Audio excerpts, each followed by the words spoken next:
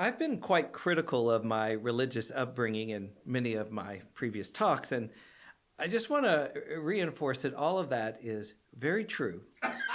Of utmost significance to me was that rather than having access to quality mental health and medical care, I had to rely on religious books and religious ideas to help me cope with and try to recover from the abuse that I experienced as a child. So when I say some positive things here in a moment, I want to be very clear that I am not erasing any of those criticisms. When I say that it's also true that I don't think I would have survived adolescence without the powerful vision of peace and justice that I found, and the only place I could find it that was accessible to me in the lives and teachings of Jesus and the prophets. I was probably around 12 years old, which is bizarre to remember that I was that young when I first began really earnestly reading and studying both the Hebrew Bible and the Christian scriptures. And I encountered plenty of confusing stuff, as you would guess, but there was also this persistent and insistent plea for us to make things right, to create a world where we could live without exploitation or injustice or oppression. And it felt realistic to me, too. These values were often presented as aspirations, a vision of how things could be. It was only false prophets who lied and said everything was okay when things were obviously not okay. I appreciated that honesty because the world I grew up in was certainly not safe, just, or particularly kind, but I wanted it to be. And these readings helped me hold on to a vision that it was possible, that world was something we could actually grab hold of. One of these passages that really sunk into my heart during those days happens to be the lectionary reading for this Sunday, when Jesus went into a synagogue in Nazareth and read from a scroll from the prophet Isaiah, "The Spirit of the Lord is upon me, because he has anointed me to bring good news to the poor. He has sent me to proclaim release to the captives and recovery of sight to the blind, to let the oppressed go free, to proclaim the year of the Lord's favor." And in that story, Jesus is very purposeful in all this, unrolling the scroll and finding these particular words.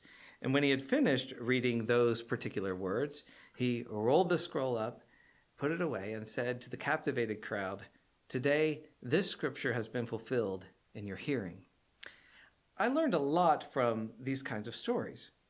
First, I learned that there's a long history of those who responded to suffering in the world with compassion and with the resolve to make things better. The prophet had to say it or write it down, but that was never the only thing that had to happen. That was never enough. Other people also had to think that it was important enough to remember and important enough to share with others, to pass it along. This memory itself was important. It was a way of keeping that vision alive, that something else was possible in this world. And it found me, and I took it to heart. Because when I read those words and saw that I was connected to a long line of people who believed this against the odds, I realized I wasn't alone, even when the suffering and injustice in the world left me feeling like I was all alone. Second, I learned that the living conditions for the marginalized and oppressed were the measures of the health of a society. The prophets didn't measure the health of a community by how the most privileged were doing, after all, unless the prophet was pointing out how terrible they were being. Instead, they forced the community to look at the painful places. The good news would be for the poor, the prisoners, the disabled, the oppressed. But that was also coupled with a third lesson, and a tough one, that not everyone would consider that to be good news. Reading the prophets, you got a clear image that a certain number of people benefited from the mistreatment of others, and they were loath to give up their power, privilege, and wealth. And others were in a sort of middle place, sometimes hoping that they would be able to climb the social ladder, and sometimes just desperately holding on to that ladder for dear life, unwilling to welcome any change that might disrupt their fragile position in the social order. So someone like Jesus or the prophets coming along promising to put revolutionary ideas into practice was very often unsettling. It's been something that comes up to me over and over again, that humans really can get caught in that trap of better the devil you know, right? That this suffering that you're familiar with is less risky than taking a chance to make things better and getting a new suffering that you don't know how it will go for you. And Jesus' very human listeners were sufficiently furious with him that a mob of them, in the story I read, tried to throw him off a cliff. Coming under the influence of these teachers and teachings, I rather quickly found myself in activism and community work that took its measure of society, like the prophet said, from the well-being of the most marginalized. It took many forms, including restorative and transformative justice programming. I began volunteering in our criminal justice system while I was in college when I offered pastoral care in the county jail and participated in visitation programs at the state penitentiary. Since then, I've volunteered in local, state, and federal jails and prisons, from Missouri to California to Cambodia. I've been involved in drama workshops and music programs, nonviolent communication courses, meditation classes, and book studies. I've been a pen pal. I've been a correspondence course mentor. I've also served as a mediator and facilitator in diversion programming, such as victim offender mediation and family group conferencing.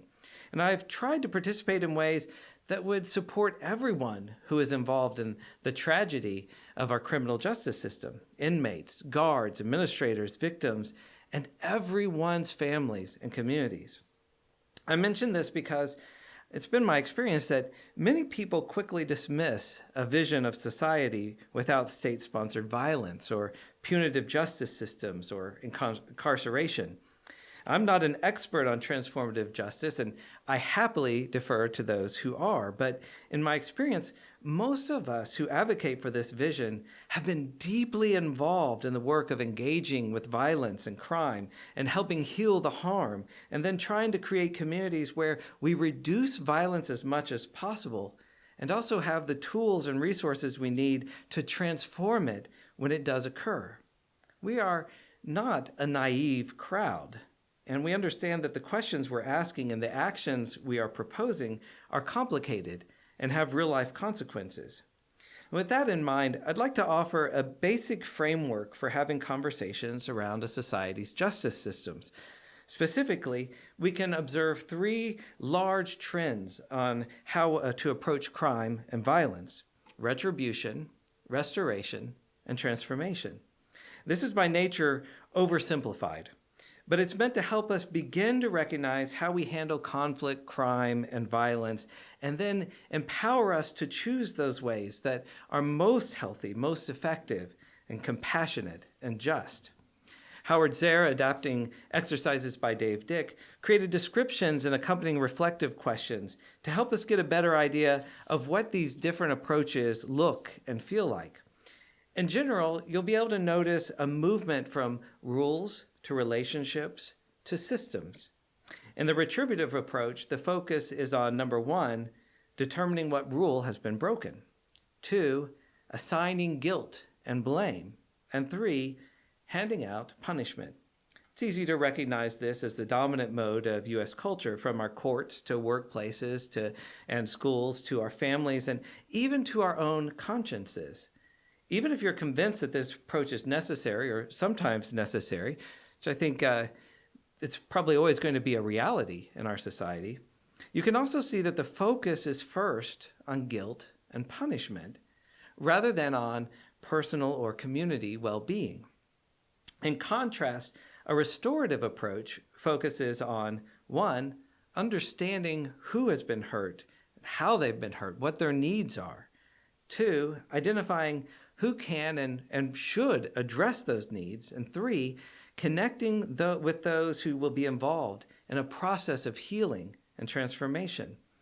Zehr explains that, quote, "The incident is a violation of people and relationships. It creates obligations to make things right." Restorative practices have gained more widespread acceptance over the last few decades and are often associated with diversion programs within existing criminal justice systems.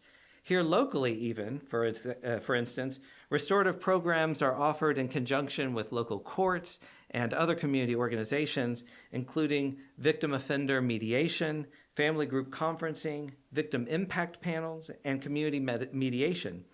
This restoration can also include looking down the road to the changes that need to happen so that the harm is not repeated.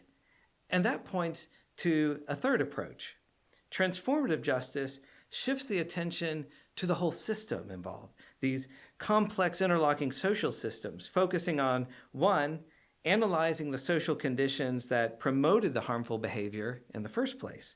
Two, comparing the structural similarities so we can start to recognize and understand patterns of incidents and harm, putting that puzzle together. And three, transforming those social systems in ways that, in Zehr's words, help to prevent the occurrence and reoccurrence of harmful incidents. These tend to be long-term programs that address a cluster of social issues that themselves are the roots of violence and crime, rather than solely focusing on criminal acts. The goal is to create cultures and communities that are less likely to have members who rely on violence, coercion, and crime in the first place, and also more likely to have resources, practices, and support to honestly address and heal the violence when it does occur. The transformation, then, is not just for individuals. It's for the entire system, the entire society. We try to imagine a way of living together where people can actually thrive, where we can assume that our well-being will be taken care of, and where we don't so quickly rely on punishment and threat to get our needs met. Unsurprisingly, the retributive approach has been very successful at arresting and imprisoning people. Using information from World Population Review, we see that the United States has the highest prison population of any country in the world, comprising 25% of the entire world's prisoners. Prisons are overcrowded, the review reported, and inmates are forced to live in inhumane conditions, even those who are innocent and awaiting trial. And the recidivism rate is just off the charts. In their words, the United States has some of the highest recidivism rates in the world. According to the National Institute of Justice, almost 44% of criminals released return before the first year out of prison. In 2005, about 68% of 405,000 released prisoners were arrested for a new crime within 3 years, and 77% arrested within 5 years. We could add to this list an awareness of similar issues such as the school-to-prison pipeline, the criminalization of poverty, race, disability, mental health, and other marginalizations, or the problems and injustices of a court system that's driven by plea deals instead of by having actual trials. Mia Mingus makes the further point that transformative practices are most associated with those communities who have been most harmed by the current system. She wrote, "State responses to violence reproduce violence and often traumatize those who are exposed to them, especially oppressed communities who are already targeted by the state." It's important to remember that while many people choose not to call the police, many communities can't call the police because of reasons such as fear of deportations, harassment, state-sanctioned violence, sexual violence, previous convictions, or inaccessibility. She went on to write, "Transformative justice was created by and for many of these communities, indigenous communities, Black communities, immigrant communities of color, poor and low-income communities, communities of color, people with disabilities, sex workers, queer and trans communities." It's important to remember that many of these people and communities have been practicing transformative justice in both big and small ways for generations, trying to create safety, she wrote, and reduce harm within the dangerous conditions they were and are forced to live in. And if you could be patient with one more long quote, this one from Jeremy Travis and Bruce Westron, when they described this current era of punitive excess that we live in. They wrote, "Today's landscape of punishment also includes the extensive criminalization of social problems, such as homelessness and mental illness, intrusive policing policies such as stop and frisk, the imposition of fines and fees that exacerbate poverty, the legislatively defined collateral sanctions that close off opportunities for a full life to millions with criminal records, and the new technologies that place the entire public under a form of state surveillance. In its multiple manifestations, damaging impact, political durability, and unbridled reach into all aspects of American life, the modern expression of society's need to marginalize the poor and people of color through criminalization and punishment has become a stubborn social fact. Despite all these issues and how evident it is, like this is not a surprise to anyone who's been paying attention to these kinds of conversations for years. But despite all that, most people I encounter have trouble with, maybe even cannot imagine any other way of dealing with violence and crime, especially in the short term, than what we're doing. When things are going well for privileged communities, there is not a strong motivation to address systemic concerns. But then when circumstances get bad enough that even the privileged want something done, the long-term solutions that transformative approaches depend on move at too slow a pace to get widespread support. The uncomfortable reality is that our collective unwillingness to create a just, equitable, compassionate society signals our willingness to tolerate and even promote unhealthy communities. Crime and violence are both symptoms of an unhealthy society and perpetuate those unhealthy systems. Changing all of this is hard work, and it's slow work. And despite research showing the promise of restorative and transformative approaches, there are also plenty of ways for these kinds of things to go wrong. It's important to listen to and learn from the painful stories that come out of the restorative and transformative justice movements too. The limitations and failures that we experience are going to be discouraging, but they're also corrective. We can't get things right if we aren't open to learning about how and why things go wrong. But we also remember when something beautiful and new becomes possible. So I'll close with a memorable interaction from my time in Cambodia. A team of peace builders were offering training in conflict transformation to inmates. At first, it was pretty common to hear the guards teasing the inmates about the training they were getting, especially when the inmates were practicing active listening and expressing empathy for each other. But the teasing gradually slowed and then stopped, and the guards began paying attention instead. Eventually, and to our great surprise, they requested to receive the training themselves, and Peace Bridges began a program for 15 guards with that first time through that was focused on listening to prisoners with respect and responding to them without violence. I visited the training near the end of one of the courses and was amazed at the type of interactions between inmates, guards, and one another. What had typically been very antagonistic interactions, full of all the threats and swagger that you would expect, were now characterized by respect. A prison guard later shared this story with us. He said, "There are often conflicts among prisoners, and it's my job to keep things under control. Recently, there was a conflict between the senior prisoner in his cell and the guy who was always causing problems. This was just after I finished the training at Peace Bridges, and I decided to address the problem differently than I'd always done before. I met with each of the two guys separately to understand his side of the story, and then brought the two of them together to talk about how to avoid such conflicts in the future. I was amazed that they were honestly able to solve their conflict in a peaceful way. Up until that point, I was the one to take the decision and offer the punishment. You ask me what I would have done in a situation like this before the Peace Bridges training? The answer is simple. I would have simply sided with the one I liked best, always. And now I realize that this is not fair and it's not right. So I won't do it anymore. Now I want justice, and I wasn't so interested in this before. I just wanted order. I won't be so bold as to roll up my manuscript and say that the promise of transformative justice has now been fulfilled. And I really hope that no one will be inclined to chase me off the hill next door. We definitely have a long way to go. Our current justice system is often more unjust than not, and our restorative and transformative practices are still taking shape.